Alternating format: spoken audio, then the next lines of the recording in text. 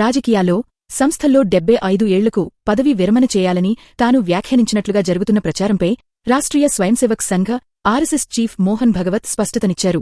తానుగాని మరే ఇతర రాజకీయ నాయకులుగాని 75 ఏళ్లకు రిటైర్ అవ్వాలని ఎన్నడూ చెప్పలేదని ఆయన తేల్చి చెప్పారు.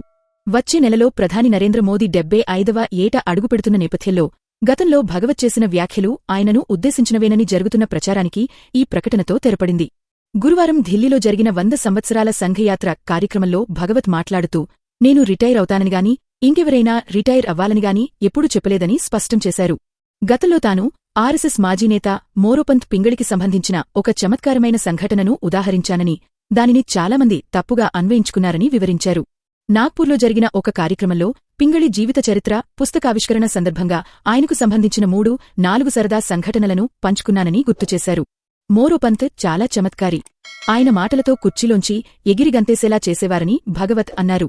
పింగళికి 75 ఏళ్లు వచ్చినప్పుడు మరో సీనియర్ నేత హెచ్వి శేషాద్రి ఆయనకు సాలువా కప్పి ఇక బాధ్యతల నుంచి తప్పుకోవాలని సున్నితంగా సూచించిన సంఘటనను తాను సరదాగా చెప్పానని, అంతేకాని దానిని ఒక నిబంధనగా పరిగణించరాదని ఆయన తెలిపారు.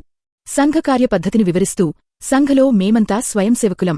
మాకు ఇష్టమున్నా లేకపోయినా ఒక పని అప్పగిస్తారు. నాకు 80 ఏళ్లు వచ్చినా సరే శాఖను నడపమంటే నడపాల్సిందే. మాకు ఏది చెప్పారో అది చేస్తామని ఆయన అన్నారు. ప్రస్తుతం తాను సర్ సంఘచాలక్గా ఏకైక వ్యక్తిని అయినప్పటికీ తన తర్వాత ఆ బాధ్యతలు చేపట్టేందుకు కనీసం 10 మంది సిద్ధంగా ఉన్నారని భగవత్ పేర్కొన్నారు. సంఘ మమ్మల్ని ఎంతకాలం పనిచేయమంటే అంతకాలం పనిచేయడానికి మేము సిద్ధంగా ఉన్నామని ఆయన పునరుద్ఘాటించారు.